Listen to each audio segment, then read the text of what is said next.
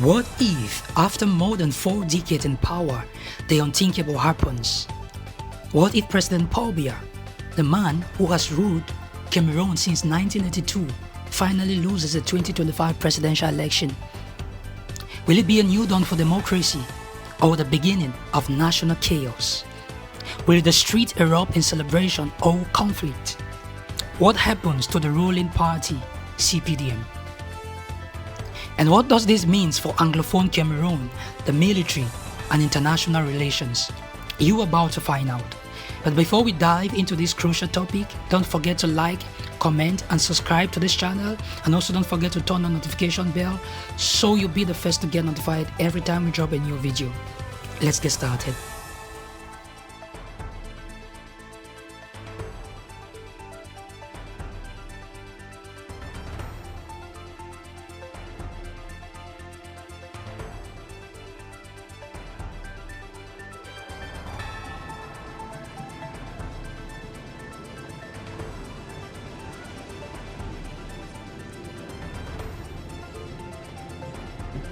His Excellency Paul Biya, President of the Republic of Cameroon, and Mrs. Chantal Biya, First Lady of the Republic of Cameroon.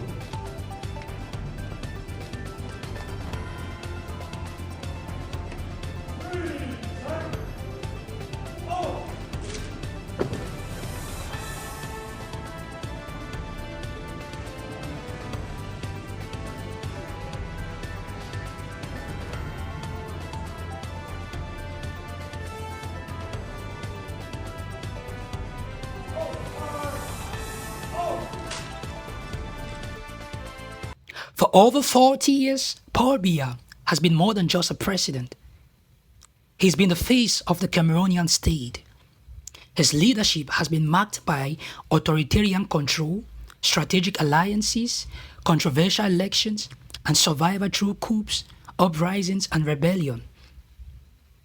He's outlived most of the political opponents, reshuffled his military top brass repeatedly to avoid coups, and kept a firm grip on power even amidst domestic and international criticism. But what happens when a political figure with this much influence is finally voted out? His exit, either through loss at the ballot box or a refusal to accept defeat, will create a vacuum so large it could trigger uncertainty across all sectors of the nation. If Biya loses the 2025 election, the first impact will be felt within the CPDM, his ruling party. The party has long been structured around a single individual, not ideology, not vision, but Paul Biya. His loss would send the CPDM scrambling to find a successor or reposition itself for opposition politics, something it hasn't done in over 4 decades. This vacuum could lead to internal fractures. Some party allies may defect. Others might even resist the transition, especially if they suspect electoral fraud or international meddling. There could also be tension between the old guard, loyal to Paul Biya, and reformist younger voices within the party. A crucial question remains: will Biya accept defeat? History tells us that many long-serving African leaders often reject election results that don't favor them. Biya controls key state institutions, the Institutional Council, the military hierarchy, the judiciary, and the national TV. These bodies could be used to contest or overturn results. This could lead to post-election chaos, protests in major cities, government crackdowns, media blackout, internet shutdown. If Biya rejects the results, we may see a power struggle between opposition forces, civil society, and the state. But if he does accept defeat peacefully, a rare but possible scenario, Cameroon could finally experience its first democratic transfer of power in modern history. Any leadership transition in Cameroon must factor in the Anglophone crisis. Since 2016, the Anglophone regions of the Northwest and Southwest have been locked in a bloody conflict with the central government. All right, it's time now for Focus, and today we have a report on the tensions in Cameroon's English-speaking regions. Anglophones say they're being treated as second-class citizens. Lawyers were the first to take action, protesting against the use of French in courts. Then, teachers went on strike. Last month, several people were killed during a protest in Bamenda, the country's largest Anglophone city. And that's where our report begins. From the hills above the valley, the breathtaking view of a defiant city. Bamenda, the capital of one of the two Anglophone regions of Cameroon, is now under the supervision of special police protection units. Armed patrols in a city at the epicenter of an unprecedented contestation, still bruised after several days of rioting.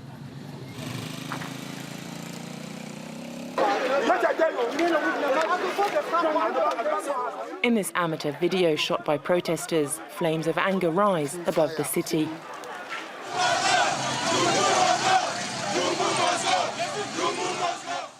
At the head of the procession, one of the leaders of the protest, Mancho Bibixi, the mouthpiece of these Anglophone protesters, a linguistic minority in an officially bilingual country.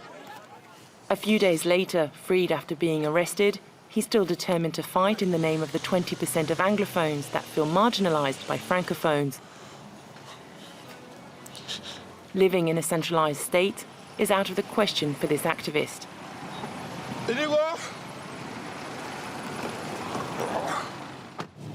Either they give us a federation, which means that the Anglophone population will have their own parliament. They will have a prime minister, and the same thing will be for the Francophone population, and they will live together. We can elect our mayor, we elect our governor, and we stay together. If they don't want to give us that, then they should allow us go. Let Anglophones go their way and form their own state. Let Francophones stay in La République. The English school system on a month-long strike is at a standstill, demanding a federal state with an autonomous English language administration.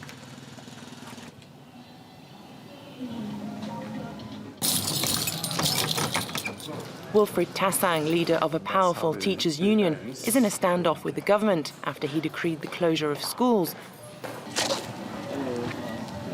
That's my brother. A directive that was widely followed, like at this school. For him, there's no backing down.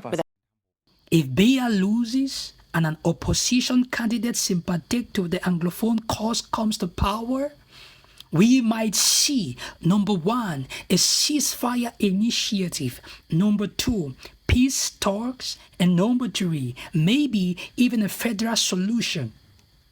But there is another side. The fear of marginalization from Francophone elites and military power brokers could prevent meaningful concessions, even if the president changes. Some Ambazonian separatists may also see Biya's fall as their moment to push for full independence, still dream of an independent English-speaking country. We are all resolved. Southern Cameroonians who are the owners of this land understand it. And that is why the clamor now is for nothing but independence. The Anglophone issue will most likely be a fixture on the Cameroonian political agenda throughout 2017. Now, for more on the situation in Cameroon, I'm joined in the studio by Julie Owono. She works for Internet Without Borders and is the head of their Africa Bureau. Hello, thank you very much indeed for coming in. I'd like to start off with a bit more context. There aren't just two official languages in Cameroon. There are two completely different systems, right? Absolutely. The Anglophone problem could be summarized not only by the language issue, but also by a conflict of laws, a conflict of systems. On the one hand, you have two different colonial realities, which are the French colonial era in the Francophone part and the English-speaking one, which resulted in two different systems, the common common law system on the one hand, the civil law system on the other hand, the self-government system on the one hand, and the assimilation and centralized system on the other hand. And the question really in Cameroon for the past 60 years has been how to reconcile these two visions and how to make them work into a united government, into a united country. And unfortunately, history has proved that until now, Cameroonian authorities have not been able to find a solution to that. The first solution was federalism, which was federalism only in the name, because in the Constitution, even the predominance of French was recognized in the Constitution, 1961 Constitution. And then there was unification in 1972, which resulted indeed in probably marginalizing further the Anglophone part of the country and the Anglophone population, which results today in the fact that citizens, constituents don't understand why in Anglophone countries they are governed by, préfets who do not speak English, or who go to the post office and are met with people who don't speak English and who don't want to speak English. And this is The Cameroonian military has been one of Biya's greatest instruments of control. Over the years, Biya ensured that the military top ranks were loyalists. Many generals owe their careers and wealth to him. A Biya defeat could raise one terrifying possibility. Will the military step in to protect the state? A military intervention, even if brief, could derail any peaceful transition, just like in countries such as Sudan or Mali. Or worse, the military could fracture along regional and ethnic lines, sparking internal conflict. It's also possible that foreign partners like France could pressure the military to stay out and allow a civilian transition. Let's imagine Biya loses and steps down peacefully. What next?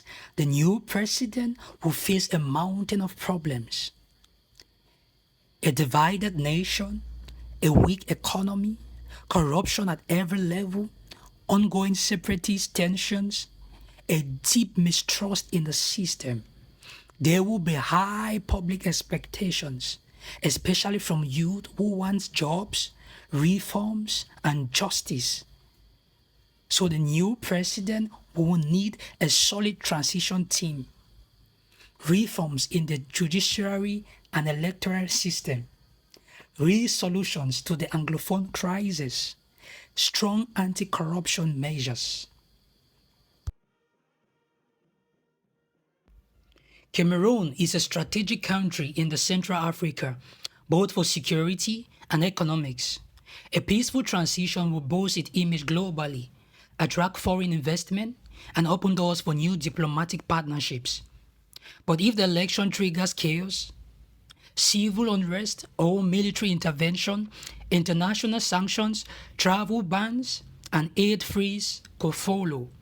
Neighboring countries like Nigeria, Chad, Equatorial Guinea, and Congo will be deeply affected by any instability in Cameroon. The African Union might step in, but if the situation escalates, peacekeeping missions may become necessary. Whether Paul Biya wins or loses the 2025 election, one thing is clear: Cameroon stands at a historic crossroad. The days of live presidency are coming to an end across Africa. The youth are awake. The people are watching. The world is paying attention. The question isn't just what happens if Biya loses, it's whether Cameroon will finally rise beyond personality politics and embrace a true democratic future. If you found this video insightful, don't keep it to yourself. Hit that like button, drop your thoughts in the comments. What do you think will happen if Biya loses? Subscribe to this channel and don't forget to turn on the notification bell so that you'll be the first to get notified every time we drop a new video. Goodbye. See you in the next video.